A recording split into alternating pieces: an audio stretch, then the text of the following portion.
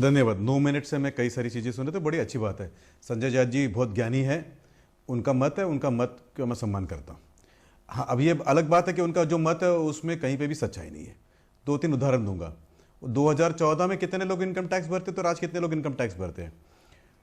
ये जो 1 करोड़ लोगों जो एडिशनल जो 72% लोग इनकम टैक्स भर रहे हैं, वो केवल इसीलिए भर रहे हैं क्योंकि राहुल गांधी जी ने इटाली से पैसा लाया था। नंबर 2, 72 लाख लोगों का ईपीएफ में नया रजिस्ट्रेशन हुआ है। ईपीएफ है नहीं, प्रोविडेंट फंड में नया रजिस्ट्रेशन हुआ है। तो ये 72 लाख लोगों को जो रजिस्ट्रेशन हुआ वो इसीलिए हुआ था क्योंकि इटाली से उनको कहा गया था कि भाई रजिस्ट्रेशन कर लीजिए। क्या भारतीय जनता पार्टी ने किए हुए जॉब्स के कारण नहीं हुआ होगा शायद। ये जो 1,18,000 किलोमीटर रोड बना है वो तो पहले से ही था, है ना। जो कलकत्ता पोर्ट से वाराणसी के लिए पहली बार इंटरनल वाटरवेज 150 साल के बाद में पहली बार जो कंटेनर आया, ये भी शायद इसकी भी नींव जो है संजय झा जी की पार्टी ने रखी होगी शायद। अभी दूसरी भी बात ले लेते हैं कि भाई पाकिस्तान के डीप स्टेट के अंदर जाके एक टेररिस्ट एक्टिविटी के लिए प्रहार करना, ये भी शायद उन्होंने किया होगा, हो सकता है उनकी बात है। लेकिन मुझे क्या लगता है कि गत साल में आप देखिए ना क्या हुआ, 5 सालों में महिलाओं का सम्मान किस तरह से हुआ है।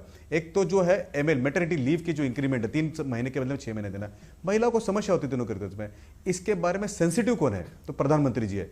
महिलाएं जब ओपन में सोच करने जाती है तो जो अपमान होता है, अगर मेरी माँ, मेरी बहन, मेरी पत्नी या मेरी बेटी जाए तो मुझे जो दुख होगा वो किसी भी और की माँ, बहन, बेटी अगर जाए तो वो दुख होना चाहिए। और इसके लिए करोड़ों टॉयलेट्स बनाना, ये पहली बार हिंदुस्तान में हुआ है।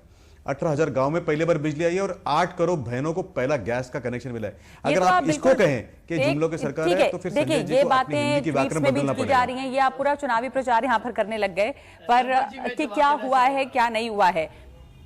मैं एक वापस इस मुद्दे पर लौटना चाहती हूँ कि इस दफा अगर चुनाव, अकबर जी, एक सेकंड लूंगा आपका, 1 सेकंड लूंगा। दूसरी तरफ क्या है मालूम है? दूसरी तरफ क्या था? Agusta Westland, national Herald, 2G घोटाला, फला घोटाला, यानी 10 साल घोटालों की सरकार। और ये जो सरकार है पहली सरकार है जिसमें 5 साल तक कोई भी कटाक्ष नहीं हुआ, ना प्रधानमंत्री के चरित्र पे, यानी चाल, चरित्र, चेहरा तीनों प्रधानमंत्री का ठीक है, और कांग्रेस का ना नीति है, ना नीयत है, ना नेता है। देखिए जनतंत्र है, जनतंत्र में हर पार्टी अपना अच्छा काम करती है, उसका एक रोल है, और वो अपनी बातों को रखते हैं, और जो सत्ता पक्ष है तो वो भी अपनी बातों को रखते हैं। लोग जो है वो बुद्धिमान है, वो सत्ता पक्ष के कामों को देखते हैं, और विरोधी पक्ष जो होते हैं उनकी नीति, नियत और उनके नेताओं को देखते हैं। अगर दोनों में समन्वय हो तो वो वोट देते हैं। जहाँ तक उत्तर प्रदेश, बिहार, वेस्ट बंगाल की बात है तो मैं एक एक करके आपको लूँगा। पहले मैं बिहार का लेता हूँ क्योंकि संजय जी का भी बिहार से कुछ ना कुछ नाता ज़रूर होगा। मैं कुछ दिनों पहले भागलपुर गया था। गया, पटना, वैशाली, अगर आप कहीं पर भी जाए बिहार में तो जो डेवलपमेंट पिछले 5 साल में हुआ है, यानी उदाहरण लीजिए भागलपुर से जो है बागडोगरा जो है, पहले 9 घंटे लगते थे रोड से, अब 3 घंटा लगता है। एक तो भारत में चुनाव कब होंगे, कहाँ होंगे, कितने चरण में होंगे, पहले होंगे कि बाद में होंगे कि नहीं होंगे, इसका निर्णय जो है इलेक्शन कमीशन तय करता है। ये कोई प्रधानमंत्री तय नहीं करता है, ना कि 10 जनपद भी नहीं करता है। अभी 10 जनपद अगर पिछले जमाने में कर रहा होगा तो वो जमाने लग गए अभी। अब तो इंडिपेंडेंटली करता है। तो इसका जवाब जो है वो उन्हीं से ले तो अच्छा है कि उन्होंने क्यों रखा, क्यों नहीं रखा। दूसरी बात है कि हम एक पॉलिटिकल पार्टी है, राजनीतिक दल है।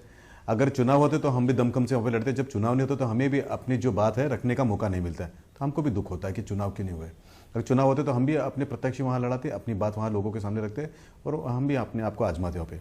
अब तीसरी बात, 2 दादा, 2 बाप और 2 पोतों की ये कहानी है साहब, मैडम जी।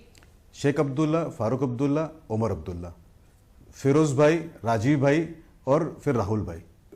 इन्होंने किए हुए अत्याचार, इन्होंने किए हुए पॉलिसी पैरालिसिस, इन्होंने किए हुए तकलीफ, इसके कारण आज हम सफर करते कश्मीर में। और जवाब आप पूछने की कोशिश कर रहे हैं जो एक चाय वाले के बेटे से।